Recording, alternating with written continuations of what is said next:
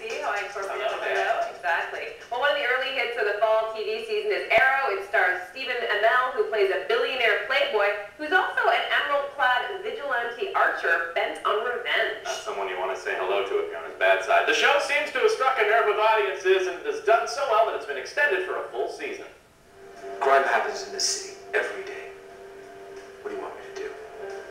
Stop all of it?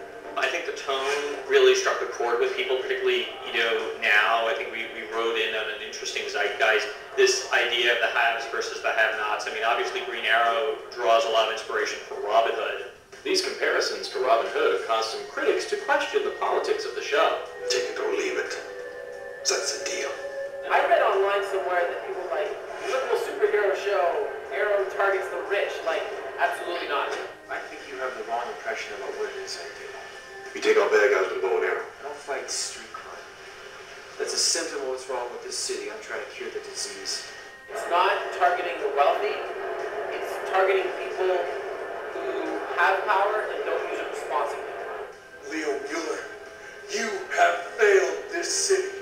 It deals with issues of economic inequality and, fairness versus justice versus the law. And I think that's just something that seems to be resonating with people, these days. What also seems to be resonating with audiences is Oliver Queen's quest to discover who he truly is and what he stands for. One of the cool things for me is that we are going to flash back to the islands.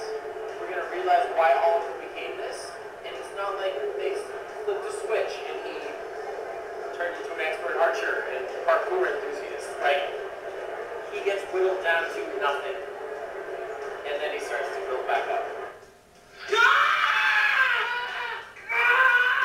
The first season is basically about the journey of Oliver going from a guy who's sort of been, out on revenge and redemption to becoming an actual hero. He says in episode 6, I'm not a hero, and he really doesn't think of himself as such. I'm not a hero. He has an ultimate goal. There's nothing that he won't do to reach it. He understands that damage is going to happen along the way. Nope. We take them down. So Arrow, of course, airs Wednesdays at 7 p.m. on CTV. It's interesting to think about superhero stories in the context of kind of contemporary politics.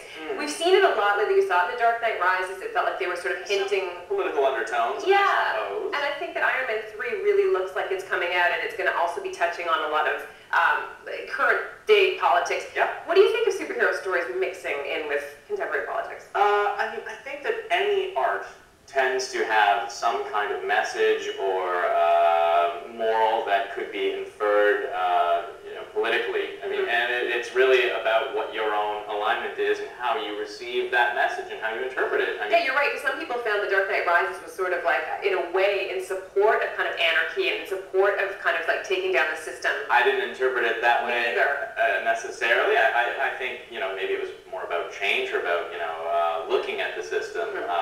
That's how I look at things anyway. But interesting that there's been this controversy surrounding Arrow, but good thing it's had some success. We'll continue to be on Wednesdays at 7 on CTV. And stick around, we got more for you coming up after the break.